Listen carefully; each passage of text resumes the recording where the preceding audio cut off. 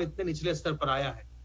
तो आप ऐसा कोई भी कार्य न करें जिससे कि संक्रमण बढ़े, ऐसे भीड़-भाड़ वाली जगहों पर न जाइए और ऐसा आयोजन भी न करिए जिससे भीड़-भाड़ हो। तो आपसे अनुरोध है कि अपना क्रम आने पर टीकाकरण जरूर करवाइए, किसी भी बहकावे में ना आइए, सावधान रहिए, सतर्क रहिए। किसी प्रकार की दुविधा हो हमारे हेल्पलाइन नंबर 1800-180-5145 पर फोन करिए। स्वस्थ रहिए, संक्रमण मुक्त रहिए और सपरिवार प्रसन्न रहिए। धन्यवाद अमित जी। आपने जैसा बताया, आज कोरोना संक्रमण के 797 नए मामले आए हैं।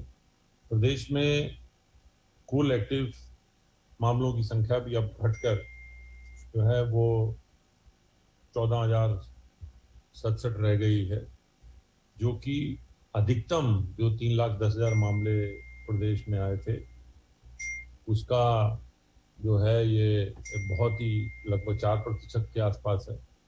तो ये प्रदेश में जो संक्रमण कम हुआ है, ये माननीय मुख्यमंत्री जी का जो एक यूपी का मॉडल है, एक अभिनव प्रयोग है उनका, जो 3T एग्रेसिवली जैसे उस पे कार्य हुआ है, ट्रेस, टेस्ट और ट्रीट।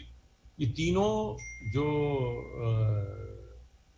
टी हैं, इन पे जैसे तेजी से और इफेक्टिवली कार्य हुआ है, ये उसी का परिणाम है कि देश में सबसे कम समय में प्रतिदिन आने वाले मामले और कुल पॉजिटिव मामलों में इतनी तेजी से जो है गिरावट आई है, ये देश में सबसे अपना एक उदाहरण है और एक मैनेजमेंट की जो फिलॉसफी है उसको ये दर्शाता है कि ये एक कोऑर्डिनेटेड एफर्ट जो है ये 3T का मिलाकर, और साथ में जो 2 और एक्शन जो हुए, जैसे निगरानी समितियों को ट्रेसिंग में जो लगाया गया, अग्रेसिवली घर घर जाकर जो कोरोना के लक्षण युक्त व्यक्तियों को तलाशा गया और तलाशा जा रहा है, बदस्तूर जारी है। देखिए, जैसा अभी आपको बताया गया, पिछले साल भर से जो ये हमारा ट्रेसिंग का काम चल रहा है, वो उसमें लगभग 17 करोड़ से अधिक लोगों तक उत्तर प्रदेश सरकार की टीमें पहुंची हैं। 5 मई से जो 97,000 गाँव में पूरा एक ट्रेसिंग का काम जो है निगरानी समितियों द्वारा किया जा रहा है, उन समितियों के माध्यम से जो टेस्ट किए गए हैं, जो पहचान किए गए हैं, चिन्हित किए गए हैं लोग, लगभग 11 लाख से ज़्यादा तो मेडिकल किट जो है बांटी गई हैं। जो भी कहीं जरा सा भी किसी को भी बुखार या खांसी नजर आई, उसको तुरंत किट दिया जाता है, उसको एंटीजन का टेस्ट कराया जाता है, और अगर किसी को संक्रमण ज़्यादा दिखता है, लक्षण ज़्यादा दिखते हैं और एंटीजन टेस्ट नेगेटिव आता है, तो तुरंत RT-PCR टेस्ट कराया जाता है। 31 मार्च से ये जो टेस्टिंग का अभियान है, गाँव में भी ये चल रहा है, और लगभग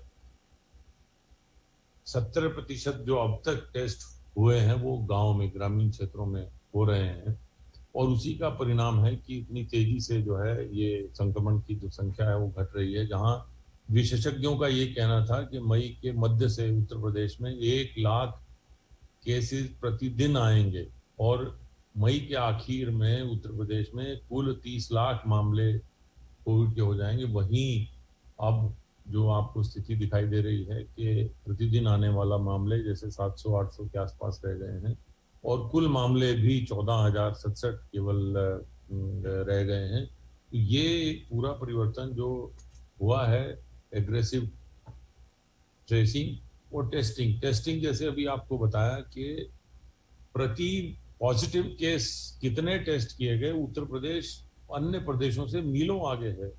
दुगना तिगुना तक टेस्ट किया गया है, जहां की कई प्रदेशों में, जैसे महाराष्ट्र में एक पॉजिटिव केस के प्रति 6.4, कर्नाटक में 11.5, केरल में 8, दिल्ली में 14, तमिलनाडु में 12.8, आंध्र प्रदेश में 11.4 प्रति पॉजिटिव केस टेस्ट किए गए हैं। वहां पर उत्तर प्रदेश में 30.5 सैंपल प्रति टेस्ट किए गए हैं।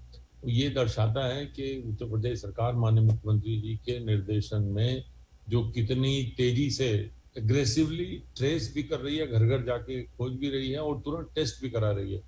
और ये मामले कम होने के बावजूद भी टेस्ट की संख्या नहीं बढ़ाई गई। टेस्ट वही 3 लाख के आसपास, कभी 3.5 लाख भी हुए हैं, ये प्रतिदिन हो रहे हैं। और ये माननीय मुख्यमंत्री जी का मानना है कि टेस्टिंग को जोर देकर ज्यादा से ज्यादा लोगों का टेस्ट करें, ताकि संक्रमण को प्रारंभिक स्थिति में ही जो है व्यक्ति के संक्रमण को पहचान करके उसकी तुरंत उसका इलाज कराया जाए, और ये प्रयास किया जाए कि ये संक्रमण और अधिक आसपास जो है न फैले। अब प्रदेश में कोई भी जनपद ऐसा नहीं रह गया है जहां 600 से अधिक कुल एक्टिव मामले हों। इसलिए पूरे प्रदेश से कल प्रातः 7 बजे से कोरोना कर्फ्यू समाप्त होगा। केवल रात्रिकालीन कर्फ्यू और साप्ताहिक बंदी जो सैटरडे संडे में शनिवार इतवार को होती है वो बदस्तूर चलती रहेगी।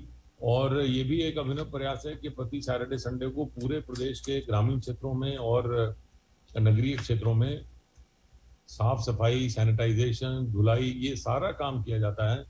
लगभग 400 से अधिक फायर ब्रिगेड की गाड़ियां नगरीय क्षेत्रों में, और लगभग 400 से अधिक जो है वो गन्ना विभाग के जो शुगर मिलों के सैनिटाइजेशन की उनकी टीम वो है, मशीनें हैं, वो जा जाकर आसपास के ग्रामीण क्षेत्रों में, जिसके साथ साथ लगभग दोनों को अगर हम शहरी और ग्रामीण क्षेत्रों को मिलाएं तो लगभग 1.5 लाख से अधिक हमारे जो कार्यकर्ता हैं दोनों अर्बन और रूरल एरिया में, वो साफ सफाई, सैनिटाइजेशन, फॉगिंग, ये पूरा जो है 2 दिन का अभियान हर सप्ताह में चलता है, और ये बदस्तूर चलता रहेगा। और सैटरडे संडे में जो है वो साप्ताहिक बंदी रहेगी। रात्रिकालीन कर्फ्यू जो है चलता रहेगा। ये जो रात्रिकालीन कर्फ्यू कोरोना समय का लगाया गया है, ये लोगों के आवागमन को रोक के उन संक्रमण न फैले, उस हेतु ये प्रयास किया गया है। जैसे ये हमारे तीनों टी, ट्रेस, टेस्ट और ट्रीट का एक हिस्सा है। और जो 5वां इसका अवयव है वो है टीकाकरण। टीकाकरण को बहुत तेजी से बढ़ाया जा रहा है। लगभग 4.5 लाख से अधिक टीके जो हैं कल लगे हैं, और ये कोशिश की जा रही है कि इस संख्या को बढ़ाया जाए। जैसे माननीय मुख्यमंत्री ने निर्देश दिया है, अगले महीने से ये प्रयास किया जाएगा कि 10 लाख से अधिक टीके प्रतिदिन लगें। 10 लाख से अधिक टीके प्रतिदिन लगेंगे तो एक जो है